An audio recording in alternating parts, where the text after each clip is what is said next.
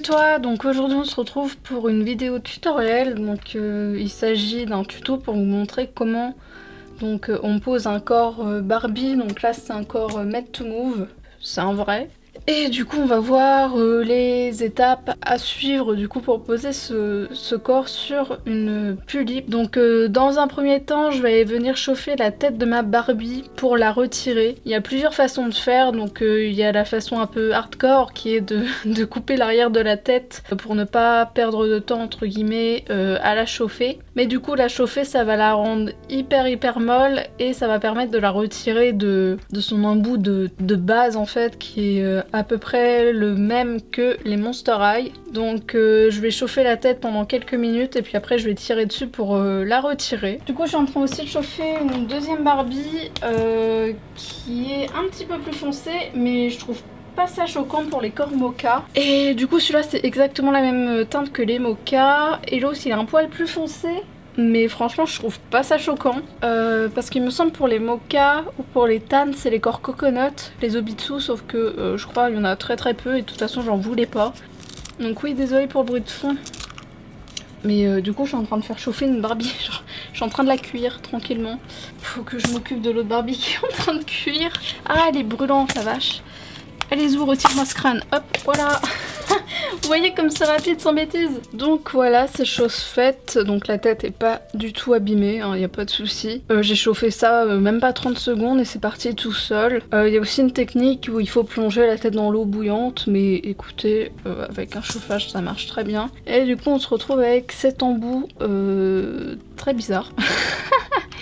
Du coup voilà, donc je vais déshabiller le corps pour avoir plus simple. Et du coup je vais vous montrer aussi parce que je vous ai pas montré, mais du coup voilà la poupée d'origine. Donc bref, je voulais vraiment ce corps parce que je voulais une doll qui soit un peu plus ronde que les obitsu, parce que les obitsu c'est un peu les corps qui sont pas trop évolués et qui sont très fins, enfin bref.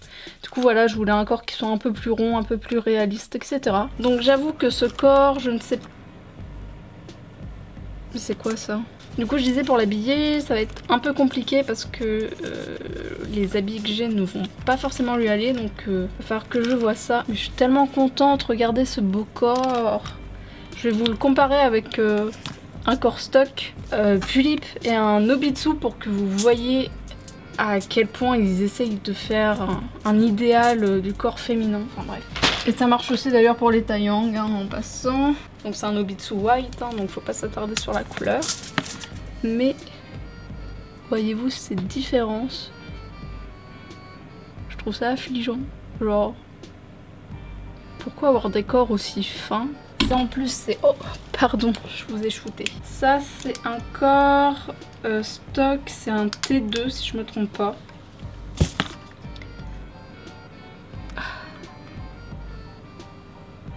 Vous voyez comme il est fin? Regardez cette taille.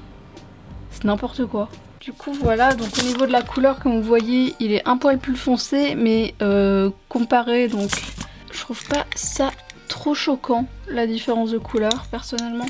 Donc je pense que ça pourrait aller au mocha quand même. Du coup on se retrouve avec ça. Donc déjà le premier truc qu'on va faire c'est qu'on va couper là. Donc pour avoir la base qui sera du coup semblable à ceci. Donc lui il est complètement dévissé, hein, c'est parce que j'étais en train de faire des tests avec. Pour ce faire, nous allons utiliser un cutter, le fameux avec lequel je me suis ratiboisée. Du coup comme j'ai dit on va couper à ce niveau. Donc je pense pas qu'il y ait besoin de chauffer le cutter. Voilà, bah c'est fait. Donc je vais venir bien le mettre au même niveau partout. Donc là ça me paraît bien, vous voyez. Donc vous voyez ça, c'est horrible. Donc on va venir déjà caler cette chose pour pas que la tête parte dans tous les sens. Donc pour ce faire, je vais utiliser... Qu'est-ce que je vais utiliser? Donc je recommande pas du tout d'utiliser du cellophane ni des élastiques parce que ça fond. Donc moi j'utilise toujours El Famoso Sparadrap, voilà. Donc on va couper une bande de sparadrap.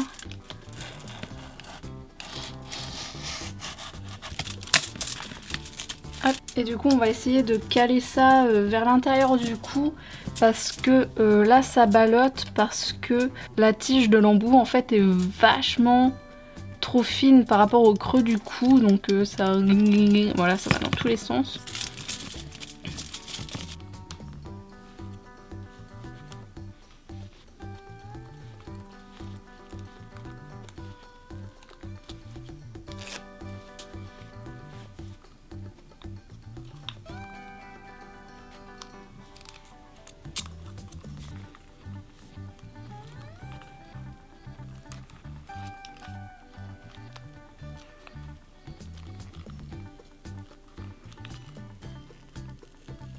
Hop là. Voici où on en est. Donc là ça bouge plus du tout, ou quasiment plus, j'arrive pas à voir. Ou un tout petit poil. Donc je vais voir par rapport à ma tête test si ça passe à l'intérieur ou s'il faut que j'écrase un peu. Bah voilà, c'est fait, c'est posé. C'est archi rapide. Oui, faut pas faire attention, c'est une tête que j'avais eue sur AliExpress, donc je fais de l'art, voilà, c'est un truc que j'accroche au mur en plus. Là, je vais voir pour habiller Score. Je vais pas du tout lui mettre les vêtements qu'elle a d'origine, donc je vais vous montrer. C'est un jean qui est très mignon, avec du coup un haut, je pourrais pas vous dire ça représente quoi, c'est une team de football américain ou quoi que ce soit. Elle avait une gaine et ça c'est génial parce que je vais m'en servir pour Meiko, je trouve ça trop bien, donc je vais devoir la raccourcir parce que comme je vous ai dit, les Obitsu ils sont un peu idéalisés et pas réalistes. Donc go habiller cette madame. Ah quoique peut-être... Oh, en forçant ça passe. Oh quelle joie. Oh je suis joie. Ça c'était un peu compliqué mais c'est passé quand même. Le souci ça va être pour le slip. Parce que j'ai un slip mais... Bon on va essayer. Attendez que je le retrouve parce que j'ai un slip mais je sais pas où je l'ai mis. Oh avec un peu de chance ça pourrait peut-être le faire. Les vêtements stock c'est mort. Ah ouais non. On pourra pas fermer ton slip. Donc tu peux le mettre mais... Vous voyez? C'est ça qui est chiant, c'est qu'ils font toujours des vêtements pour des minuscules corps.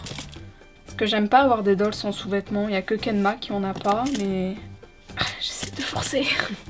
Sur un malentendu, ça peut le faire. Je trouve ça triste en vrai, genre. Ah ça il est... Oh là là, génial.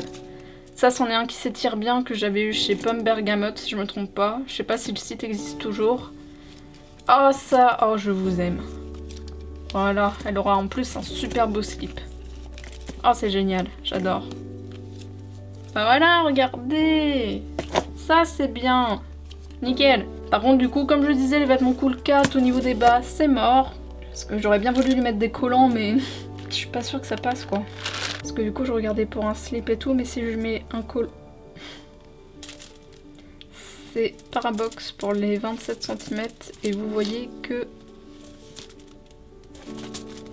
Voilà, ça lui fait une seule jambe. Donc c'est mort. Ça, je sais plus comment on appelle ça. Des sandales, voilà, merci. Parce que ça va trop bien avec ces éléments qui sont en or. Donc évidemment je mets pas de chaussettes. Hein. Chaussettes claquettes. Elle a un petit peu des pieds un peu gros quand même. Parce que ça a pas l'air de vouloir bien passer. Non. Parce que devant, regardez, c'est super mimes. Mais derrière, ça dépasse un peu. Oh mon dieu, on dirait mon daron qui mettrait mes chaussures, enfin bref. Je vais devoir faire un fashion faux pas. En fait, moi j'aime beaucoup ça accorder les couleurs des bijoux avec les couleurs, enfin en gros, si une doll a par exemple un accessoire doré, bah je vais lui mettre des trucs dorés. Sauf que là elle est dorée et en fait les petits fermoirs ils sont argentés. Tant pis, ce sera un fashion faux pas. Du coup regardez, elle est trop belle.